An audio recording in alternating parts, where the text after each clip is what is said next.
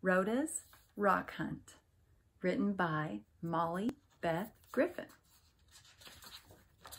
Illustrated by Jennifer A. Bell. When Rhoda's Auntie June and Uncle Jonah took her on a long, long hike from their up north cabin, her shower was a bucket of cold lake water.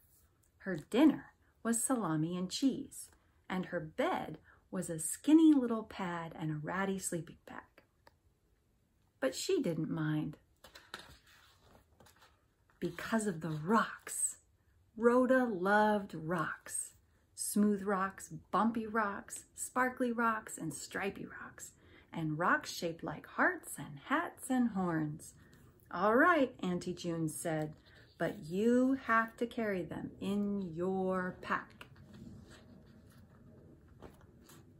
They were moving camp every day and had to carry everything in big, heavy, bulky packs. Rhoda's pack was smaller, but she was in charge of hauling it through the woods and over streams and to the big lake, all by herself. One day, they hiked through a beautiful birch forest with rustling leaves and bird songs overhead. Rhoda found jagged rocks and bumpy rocks in that forest, and one with tiny sparkly bits that glinted in the dappled sunlight. Ooh! Into her pack they all went, oof! And Rhoda trudged on, wiping sweat off her forehead. "Looks like someone needs a bucket shower," Uncle Jonah joked. Rhoda didn't laugh. The next day, they crossed a rushing stream with whispering water all around and dragonflies whizzing past. Rhoda found lots of smooth rocks, round rocks in that stream, and one with a curve that fit into her palm just right. Ooh! Into her pack they all went, "Yarg!" And Rhoda waded on, slumping under the weight, her tummy grumbling. "Sounds like someone needs more salami," Auntie joked. Rhoda didn't laugh. That night, Rhoda hardly slept at all. A pine cone poked her through that skinny little pad, and her ratty sleeping bag was damp and stinky. She was so tired and dirty and hungry on the last day of their trip, and crabby too. Until they arrived at the big lake. Waves crashed on the shore and gulls called overhead. The water stretched out onto the horizon, and the beach was covered with millions and billions of rocks.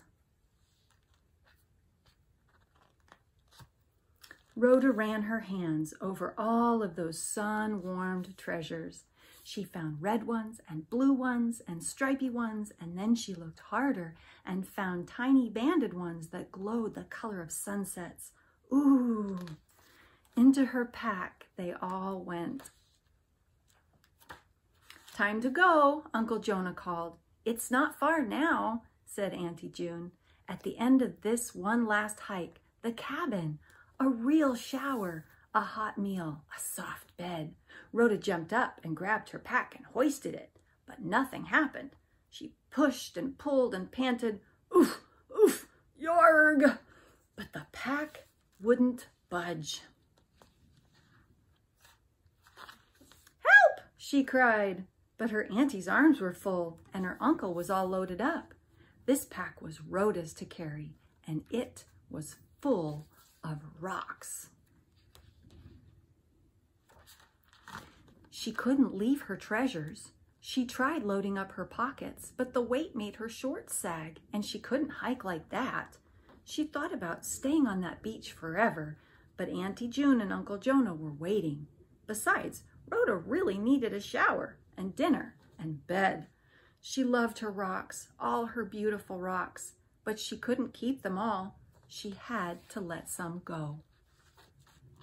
So she took them out one at a time and stacked them on a table-like slab down by the water. Rhoda worked with the weight of each rock, with the curves and the bumps and the bulges of each rock, until all those forest rocks and river rocks and big lake rocks balanced in perfect towers. Well, almost. Back into her pockets went the one glinting forest rock and the one palm-snug river rock and a small handful of tiny glowing agates from the big lake. Then she smiled at her rock cairns, the towers of souvenirs she was leaving behind.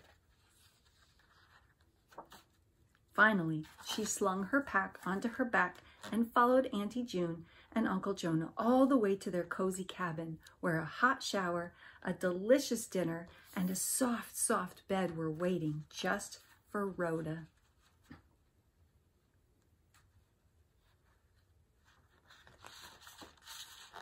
And a sun-warmed windowsill was waiting just for her very best rocks.